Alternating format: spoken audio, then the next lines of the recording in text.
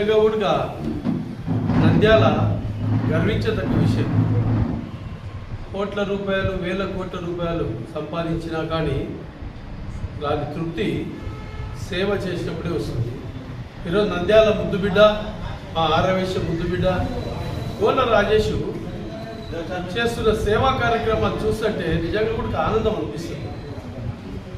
ఆపన్న హస్తం ఇవ్వడం. ఈరోజు చదువుకున్న పిల్లలు డిగ్రీ పీజీ పూర్తి చేసుకొని 3 ఏళ్ళైనా కానీ ఎలాంటి ఉద్యోగాలు రాక పోరాటం చేస్తుంటారు వాళ్ళు. అంటే ఇంకా మెటీరియల్స్ కొనడానికి అయితేమి, కాంపిటీషన్ ఎగ్జామ్స్కు ప్రిపేర్ కావడం కోసము, వాటికి ఖర్చులకైతేమి, బ్యాంక్ కోచింగ్లకు ఎంతో కష్టపడుతుంటారు. వాళ్ళ తల్లిదండ్రులు కూడా ఎంతో కష్టపడి వాళ్ళని డిగ్రీ వరకు తీసుకొచ్చింటారు. ఈరోజు అటువంటి వ్యక్తులకు ఆసరా ఇవ్వడానికి నిరుద్యోగ వృత్తిగా నెలకు 2,000 రూపాయలు ఇవ్వడం అనేది సామాన్యమైన విషయం కాదు. ప్రభుత్వాలు సైతం భయపడేలాంటి స్కీమ్స్ కూడా గోళ్ళ రాజేష్ చేపట్టడం అనేది నిజంగా అభినందనీయం. ప్రతి ఒక్కరు కూడా నేను ఈ సందర్భంగా ఈ యువతకు కూడా నేను ఒకే సందేశం ఇవ్వదలుచుకున్నా. ఎక్కడో దాదాపు 30 సంవత్సరాలు అయింది అతను నంద్యాల వదిలిపెట్టిపోయి.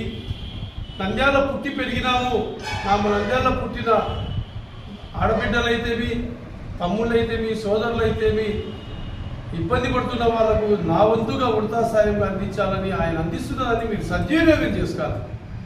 అది సద్వినియోగం చేసుకుని మీరు కూడా ఉద్యోగస్తులుగా మారితే ఆయన యొక్క కష్టానికి ఒక సార్థకత ఏర్పడుతుంది. ఆ విధంగా భవిష్యత్తులో మీరు కూడా ఉన్నత స్థాయికి పోవాలని. ఎందుకంటే నిజంగా కూడా ఈరోజు 2,000 రూపాయలు మీకు ఇస్తున్నాడు అనుకుంటున్నారు.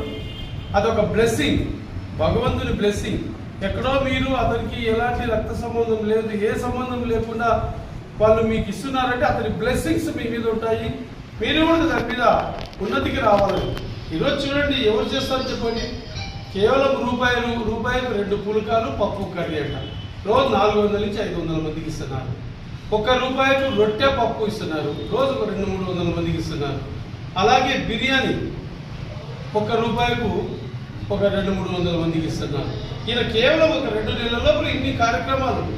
మళ్ళీ నిన్ననే వీళ్ళు వికలాంగులకు అంటే పూర్తి కాలిపోయిన వాళ్ళకు భారత వికాస్ పరిషత్ వాళ్ళు ఉచితంగా వాళ్ళకు లెగ్స్ వేపిస్తున్నారని తెలిస్తే అతనే వాలంటీర్గా ఫోన్ చేసి అన్నా నేను కూడా ఒక 10 మందికి నేను లెగ్స్ ఇస్తానని చెప్పి 30,000 రూపాయలు పంపించడం జరిగింది వాలంటీర్గా. చూడండి. అట్లాగే అందులోది వాళ్ళ లూయి బ్రెయిలీ పుట్టినరోజు వేడుకలు చేసుకుంటే తనకే అంతకీ అతను ఫోన్ చేసి 35 మంది అందులకు ఒక్కొక్కరికి 2,000 రూపాయలు అందించినాడు. ఎవరిస్తారు చెప్పండి. అట్లే మెంత తుఫాన్లో రైతులు నష్టపోతే ఒక్కొక్క రైతుకు 3,000 రూపాయలకు ఒక 5 లక్షల రూపాయలు వచ్చింది. అలాగే హెల్త్కు హెల్త్ డిస్టర్బ్ అయ్యి బీదరికంతో హెల్త్ చూయించుకోవడానికి కూడా ఇబ్బంది పడుతున్న వాళ్ళకు దాదాపు 5 లక్షల రూపాయలు విలువ చేసే ఆర్టికల్ చేసినాడు. అంటే కేవలం 2 నెలల లోపల ఇతను చూస్తుంటే 20-25 లక్షల రూపాయల సేవా కార్యక్రమాన్ని చేపట్టినాడు. నిజంగా కూడా గర్వించదగ్గ వ్యక్తి. చూడండి, ఈరోజు 10,000 రూపాయలు ఖర్చు పెడితే మనం వచ్చి నిలబడి ఫోటోలు తీసుకుంటాం. కానీ ఈ రోజు వరకు ఇన్ని ప్రోగ్రాంలు 25 లక్షల రూపాయల ప్రోగ్రాం చేస్తే కూడా అట్లీస్ట్ గోళ్ళ రాజేష్ వచ్చి కూడా కనీసం అటెండ్ కాదు. అంటే నేను సాయం చేసే కావాలన్నా నేను ఎదురుపడాల్సిన పని లేదు. నేను కూడా మాట్లాడాను, నువ్వు వస్తే బాగుంటుందమ్మా అటువంటి ప్రోగ్రామ్స్ అప్పుడు. అంటే వస్తుంది ఏదైనా హెల్ప్ చేద్దామన్నా, మనమేం పబ్లిసిటీ కోసం కాదు కదా అని. నిజంగా అంటే ఈరోజు కూడా నేను అదే అన్నా, ఈరోజు పబ్లిసిటీ లేదనే తప్పమ్మా నువ్వు అనేది. ఎందుకంటే నిన్ను చూసి ఇంకొకరు ఇన్స్పైర్ అవుతారు.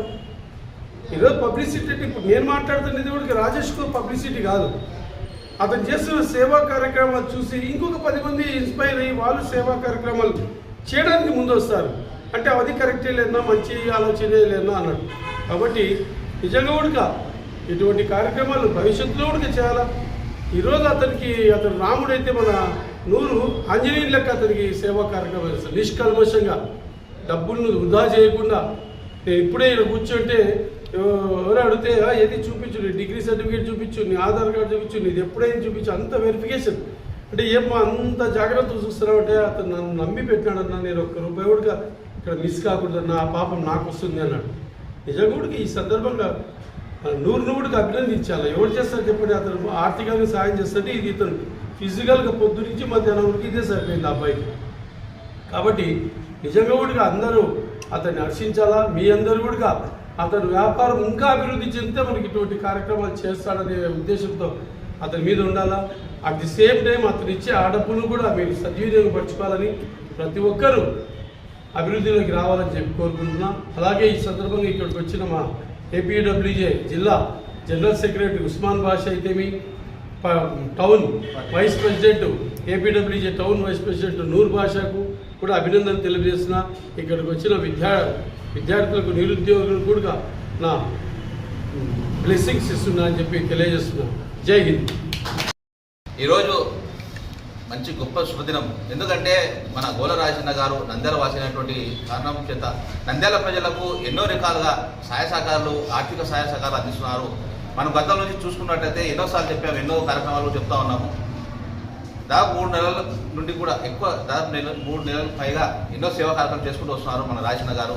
ఒకవైపు కౌలు రైతులకైతే ఏమి ఆర్థిక సాయం అందించారు, మరోవైపు దీర్ఘకాలిక వ్యాధిగ్రస్తులకు కూడా పేదల పెద్దన్నగా అందరికీ అండగా ఉంటూ ప్రతి ఒక్కరికి కూడా దీర్ఘకాలిక వ్యాధిగ్రస్తులకు ఇబ్బంది పడుతూ ప్రతి నెల ట్యాబ్లెట్ మందులు కొనుగోలుకు ఇబ్బంది పడుతున్న వారికి ప్రతి ఒక్కరికి కూడా 2,000 రూపాయలు, దాదాపు ఇప్పటికి 2 విడతల ప్రకారం 4 లక్షల పైగా అందించడం జరిగింది.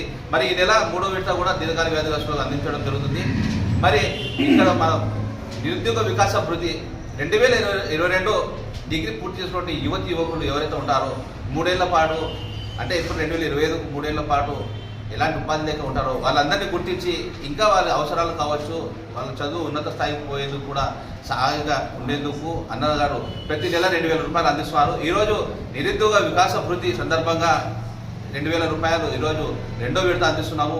ఈ కార్యక్రమం పిలవగానే మన ఏపీడబ్ల్యూజే రాష్ట్ర కార్యదర్శి, కార్యవర్గ సభ్యులు, అదేవిధంగా 12వ ward Nandyal Telugudesam party councillor అంటే శ్యామ్ సుందర్ లాల్ గారు ఇటు రావడం చాలా సంతోషము. అదేవిధంగా మనకు ఎన్నో విధాలుగా సహాయ సహకారాలు అంటున్నారు ఏపీడబ్ల్యూజే ఉస్మాన్ అన్న గారు. సో ఈ విధంగా చెప్పుకుంటూ పోతే చాలా మంది మాకు అన్ని విధాలుగా సహాయ సహకారాలు అందిస్తున్నారు. సో వీరందరికీ కూడా ఎప్పుడు మేము కృతజ్ఞతలు ఉంటాము, రుణపడి ఉంటాము.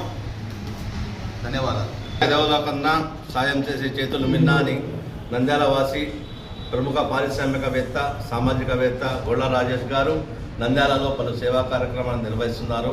గత 3 నెలల క్రితం ఆయన ఈ సేవా కార్యక్రమాన్ని ప్రారంభించారు.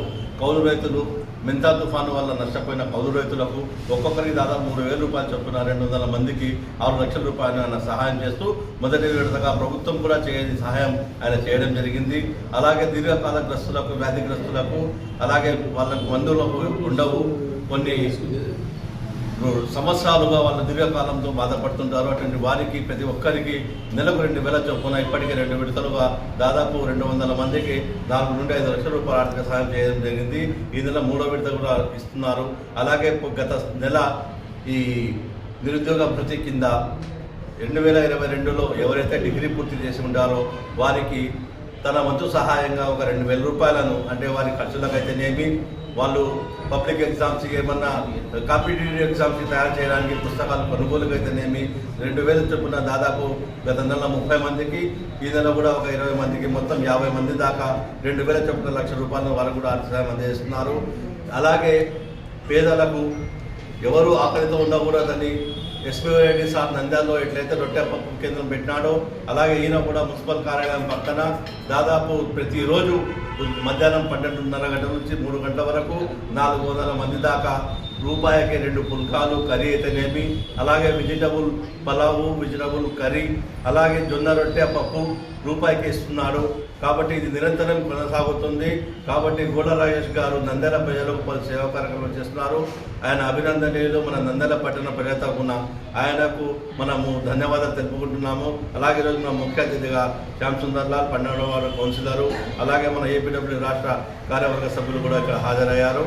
కాబట్టి ఆయన కూడా మా తరఫున ధన్యవాదాలు తెలుపుకుంటున్నాం.